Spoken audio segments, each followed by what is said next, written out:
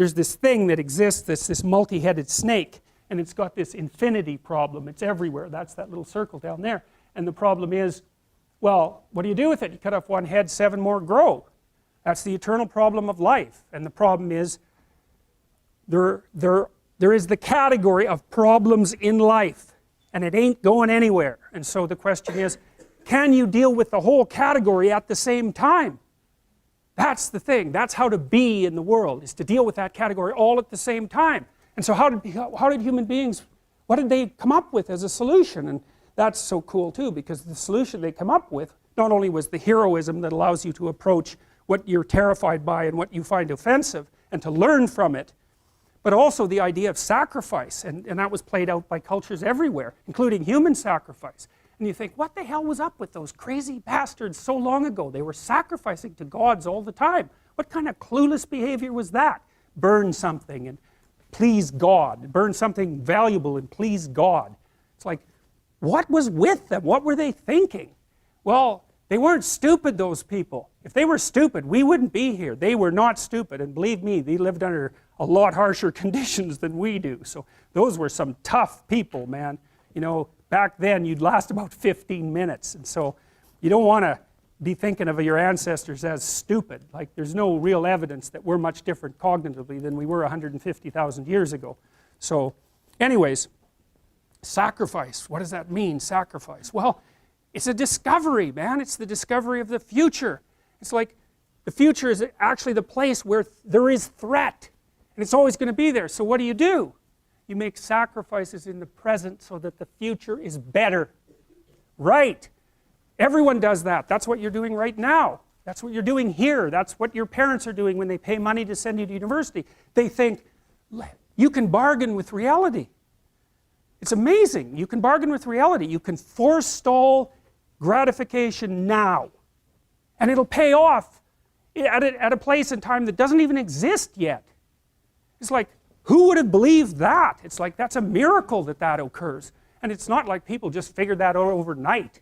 You know, we were chimps, for Christ's sake. Like, how are we going to come up with an idea like that? Well, it's like, well, we thought about it for 7 million years. And, you know, we got to the point where we could kind of act it out. But we didn't know what we were doing. But it emerged as like a dream. So the terror of the future is a dream. And the solution to the terror, the dream of the terror of the future, is another dream. And it comes out in mythology and in fantasy and in drama, where you act out the sacrifice. And then it's a step on the way to full understanding.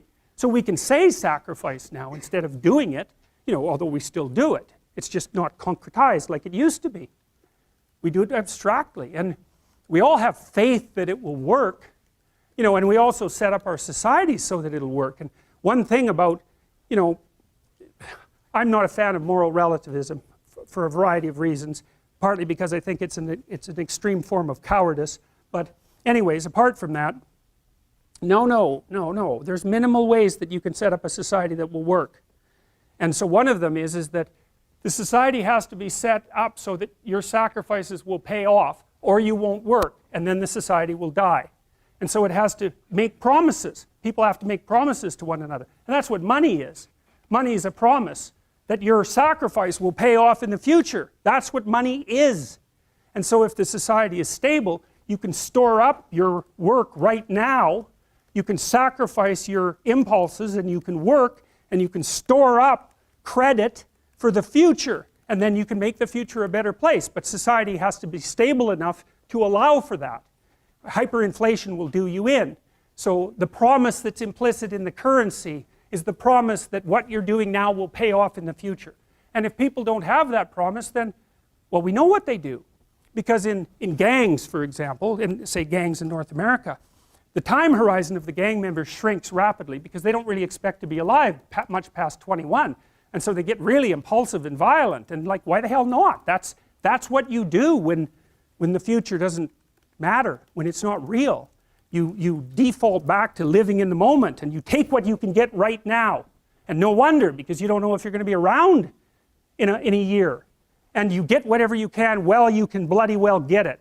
And that's like anarchy, that state. And so you don't want to live in, some people like to live in that state because they're really wired for that, you know. and so they're much more comfortable in those conditions. They're kind of like warrior types, I would say, in some sense. But you know, for most people, that's just, well, that stress will just do you in, you know, the stress of a life like that. So